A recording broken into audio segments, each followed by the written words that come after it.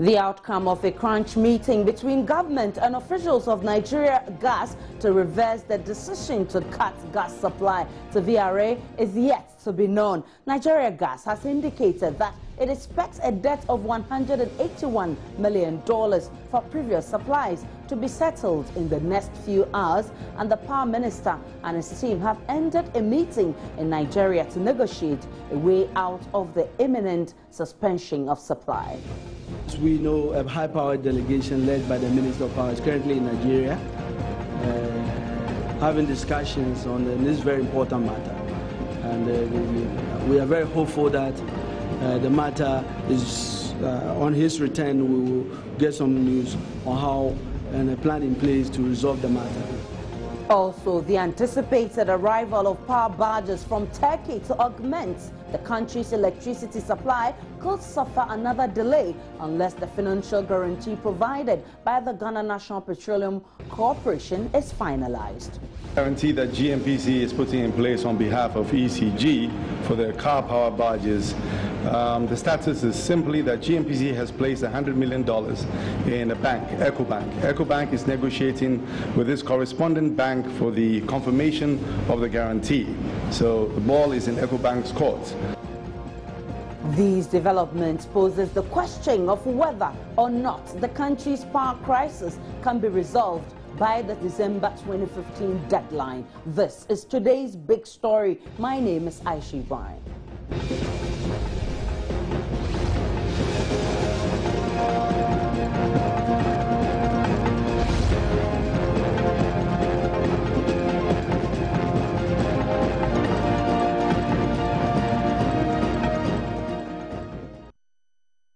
The concerns about a possible further delay in the arrival of the barges comes at a time the country risks a further worsening of the current power crisis following threats by Nigeria Gas to cut supply of gas to the VRA. Power Minister and his team are currently in Nigeria to negotiate a way out of the imminent suspension of supply. Energy Minister Emmanuel Boa is optimistic a resolution will be reached before the deadline. As we know, a high-powered delegation led by the Minister of Power is currently in Nigeria, having discussions on this very important matter. And we are very hopeful that the matter is, on his return, we will get some news on how and a plan in place to resolve the matter. And I believe that we will wait for the Honorable Minister of Power to come back from Nigeria for us to get the outcome of that visit. But I know that he's working on this issue. I think that the government has already set up a very important team led by PRC, the ministries involved, and all the sector agencies are involved, with Ghana Gas involvement, to really draw a plan on how we deal with all these issues of indebtedness.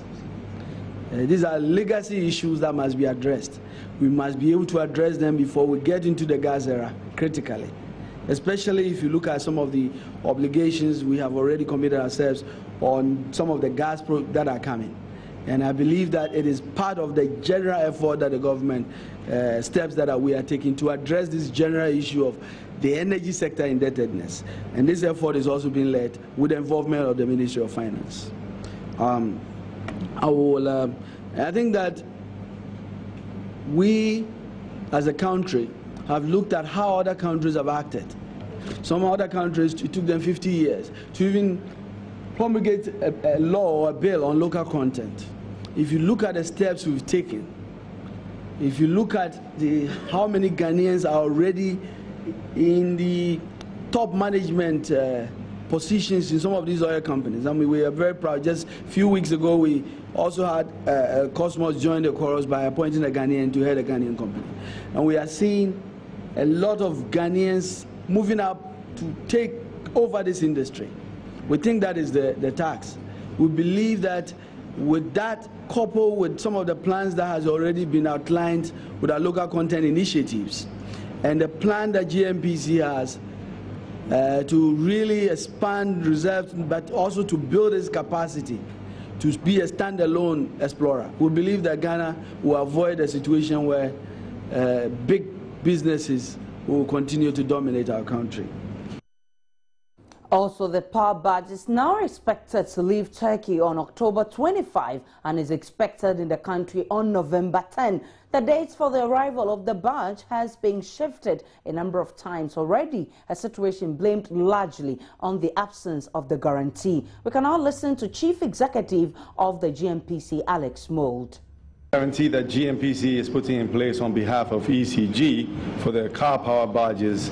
The status is simply that GNPC has placed $100 million in a bank, EcoBank. EcoBank is negotiating with its correspondent bank for the confirmation of the guarantee.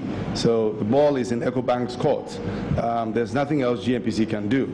We have given them the funds required for them to establish this guarantee. They have opened the guarantee, but it's not confirmed.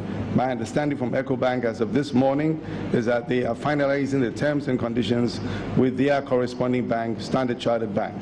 There is a second guarantee that GNPC is putting in place to guarantee the capacity.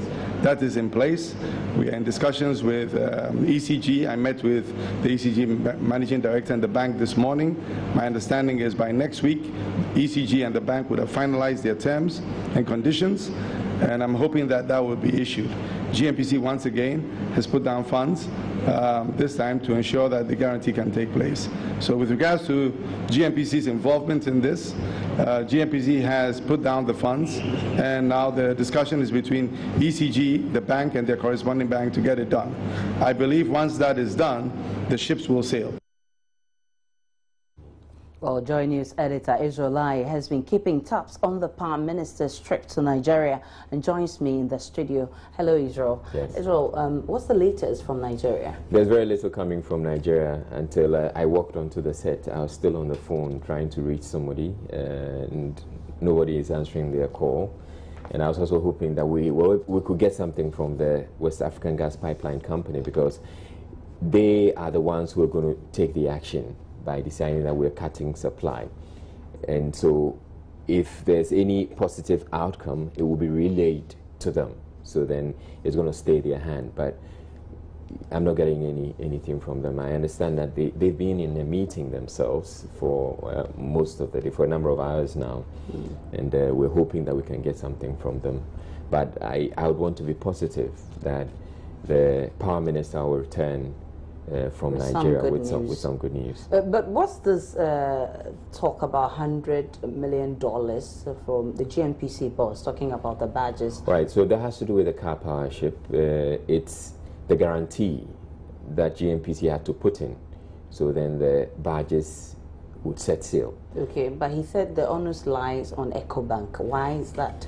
Right, so EcoBank is their bank, so they've told EcoBank that they've made the funds available to EcoBank for EcoBank to go ahead with the guarantee. And EcoBank has done the guarantee. That's right, according to the chief executive of GNPC. EcoBank has done the guarantee. Now, after the guarantee has been done, it has to be confirmed by the partner bank, which is a bank for car power. Okay. So car power has to, the bank is a Standard Chartered Bank, I understand. So Standard Chartered Bank has to give word to car power that the guarantee is confirmed. I'm told they did that up to a point, and then they realized that there were some issues that had to do with it, so they had to bring it back. And you heard in the soundbite, right, the GNPC chief executive says that they've spoken to ECG, they've met with ECG, and whatever they were looking for has been done. And by next week, that guarantee should be confirmed. Okay. And if that guarantee is confirmed, then we can expect the ships to set sail, as we also heard him say. Okay, so when is the exact date we're expecting? We have been told, prior to today's announcement, right, we had been told that the barges would be leaving Turkey October 25. Okay. Now, and they're supposed to be arriving in Ghana November 10. If there's been a delay, and there's likely to be, or this delay is likely to affect it, then it means that it's unlikely that October 25 the barge may set sail. And if it doesn't set sail on October 25, then it means it's not going to arrive on November 10. Haven't we had too many delays, Israel? Yeah, we've had delays, but it's obvious why we're having the delays. We're having the delays because it has to do with the money issue, and Car Power would want to be sure that when it brings in the power, first of all, ECG is in a position to pay them for that power. And that's why GNPC has come in to say, okay, I'm putting in $100 million into an account so that if it turns out, as guarantee, so that if it turns out that ECG fails to pay, then we could do that. If ECG was in a position to finance it, then GNPC probably didn't have to come in, but ECG as it is not in a position. It's not in the position, but now people are looking at the bigger picture, and from your monitoring, do you think that our December 2015 deadline of ending the erratic power supply or power crisis, it's feasible? It's feasible. It's feasible in the sense that we're looking at a situation right now where we have Nigeria giving us gas, and Nigeria has been consistent with its supply in the last couple of weeks, so we have been fine. So if we have Nigeria gas from Nigeria flowing as it is, we don't have any problem with Ghana gas, and we also have the power ship, the barges coming in. As it is now, all things being equal as we have it now, should the power barges come in to add, then definitely we're out of news, because they're going to bring in 225 megawatts. So it's dependent on the barges coming in, and everything else as we have it now staying as they are. If gas continues to flow from Nigeria, I don't see why. It looks like a very beautiful plan, and if you look at how the GNPC boss outlined it, they have done their bit. They're waiting for EcoBank and the other banks to do their bit. But listening to the conversation and monitoring events, you think we will get it by November 10? We may not, even if we don't get it by November 10, it may delay a couple of maybe days or weeks, but probably by December we should have it in. And if we have it in December, is it likely to help us end our crisis in December? It should. It should. It would take a couple of weeks for it to be, integrated into the system. And we should be fine. Or maybe we should be looking at January thereabout. I'm just being hopeful. Okay. I should say that we should have things going our way. Let's get onto the phone line and speak with Kojo Poku, who is an energy expert. Kojo, many thanks for your time on today's big story. Hi, good evening. Good evening. It is likely that the barges are going to further delay. Listening to the conversation from the GNPC boss, you could tell that a lot more needs to be done before there is a guarantee and then the other. So what does this mean to power supply in the country? I think the situation in Ghana right now has improved a little. I heard the gentleman who was speaking before I came on saying that with the continual supply of gas and Ghana gas and the Guatemala gas pipeline gas coming in, things have stabilized. There are a few IPPs that are coming online. So I think with the Kosombo situation not improving, we are still, the shortfall is not as bad as it was, let's say, a year ago. We're probably still about 600 doing peak shortfall, if my estimation will be right. The Ghana, the Car Power barge coming in is going to come in to reduce the burden further. But I have my own reservations in terms of deadline whenever it's being given as when the Car Power barge is coming in. I think recently we saw a delegation go to Singapore to do a ceremony for the FPSO, which was named after the late President Mills. And that was when we know that the FPSO is not setting sail to our shore. I think when the Car Power is supposed to set sail, the Minister of Power is supposed to go to the country, where Turkey, and inspect the final and basically bid it farewell before it sets sail. That has not been done. So I'm very skeptical when people are giving date of its arrival, because I think from my sources, there is an arrangement where before the ship sets sail, the minister and the delegation are supposed to go to Turkey and bid and do a ceremony before it sets sail to Ghana. So on. Yes, Mr. Kojo Poku, are you still on the line? Well, say that again? Okay, so we're listening to you. You're still on air. Yes, I'm still on there. What I'm saying is that I know for a fact that my checks tells me that there is a ceremony that the Minister of Power is supposed to go to Turkey to do before the ship sets sail to Ghana. Now, what I'm trying to say is that if that ceremony has not been done, and I mean, I might be wrong, but the sources were quite a good source that says that that is a ceremony that has to be taken. Then until that is done, nobody can give an estimation on when the ship is going to arrive because it has not even set sail from Turkey. Let me speak with Israel, who's been speaking with the Power Ministry. Has this come across in your conversation? No, it hasn't at all. I don't know about any such ceremony before the arrival. It says so. But even if there has to be a ceremony, I would want to think that that could be done in about a day. So if we're expecting it to leave on October 25. I don't see why the minister can go there and get that ceremony. But on the bigger picture, people are beginning to worry about the December deadline. I mean, all of these are coming in. Are we likely to meet this deadline with all these? No, the December deadline, I've always said that it's not going to be met. That one we can meet it. Look, if the ship leaves on the 20th, and the ship is not the be-all or the end-all of the Dumsor.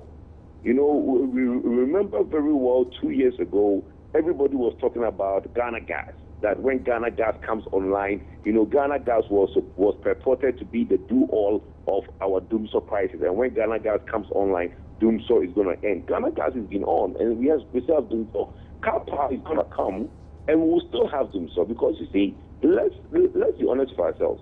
The capacity that we need, if our capacity is 1,600 at peak, we need to have a redundancy. So we need to be doing about 2,000 so that at any point in time, we have a redundancy whereby some are being called on and off. So you can't be running certain terminals all the time. So some will have to shut down, some will have to come down. So we need room to play with. And that is why I keep saying that in 2016, we are probably going to have 5 hours, 6 hours a day lights off. Then during the year in 2016, they might improve and gradually die off. But I don't think December 31st is going to be the end of Dumsor. And if anybody wants to stick to that deadline, that is the person's own thoughts on it. But I personally don't think it's going to happen. Well, we've had assurances that definitely there's going to be a resolution to the issue of gas supply because the team, the Prime Minister and his team are in Nigeria to help negotiate and resolve that issue. But beyond that, what will be our chances of ending Dumsor without the badges? It will take time. You see, we came to this stage without substantive investment in the sector. In the past 2 years, what we've seen is a lot of private companies doing a lot of IPPs. You know, every day when you go into forums, you go to seminars, you go to the ministry, there are companies that are coming in and taking land in the Takoradi enclave to do 400, to do 250. Okay. You know, there are a substantive investment in the sector. So what we all want to see is that in the next maybe 8 to 10 months, okay, most of these companies would have finished their full feasibility and gone to the implementation stage of actually building their terminals. Right. Now, there are the emergency power supply companies, the terminals that were signing to come in. Some of them are waiting for certain things for government to meet certain criteria before they come in. There are going to be a lot of building of thermal plants in the next 8 to 10 months. Okay. That in the long term will basically cushion us to have enough thermals in the system. Okay. But like I said, it's not going to be by December 31st. And so what is it with us as a country? I mean, why are we going back and forth with this power issue? Is there no solution to our problems? It did not happen just yesterday.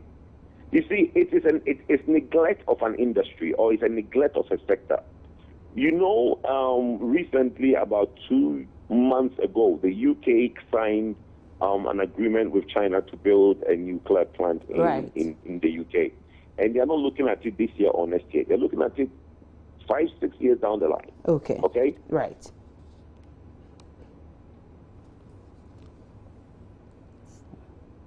What their energy need is in the next 20, 25 years. Okay. What are our energy needs in the next? Because all these thermal plants that we are building, 150 here, 200 here, 150 here.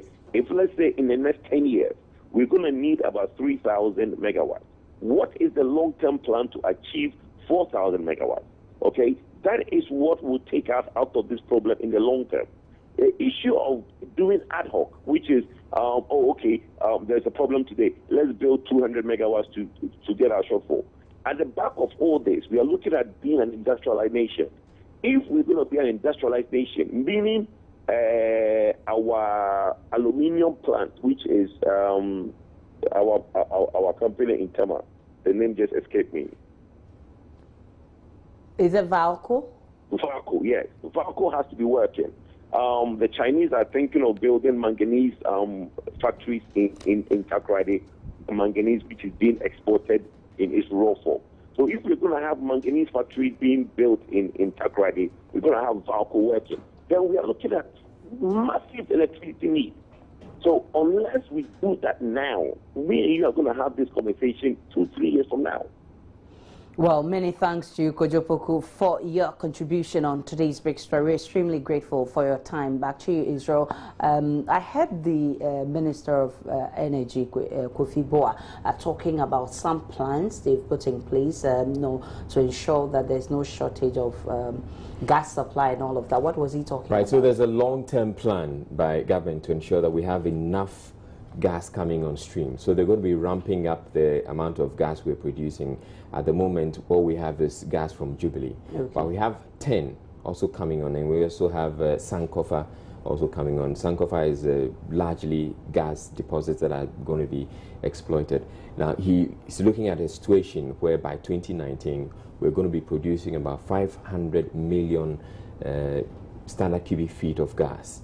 And that's, at the moment, Ghana Gas produces just about 100 million standard. So we're going to be making it 5 times, we're getting 5 times more. In 4 years to come. In 4 years to come. And he feels that by 2019, God willing, we would have the 500 million standard cubic feet of gas. And this should be able to generate about 3,000 megawatts of electricity. Okay. That's extremely significant. But of course, our needs, our power energy demands are growing. So the 3,000 is not so much, even though it looks significant. And probably in 2019, our demand will grow bigger. So what are we talking about? So but he feels that at that point, there will probably or gas coming in from Nigeria will be complementary. But are you convinced that in 2019 we can do such a thing?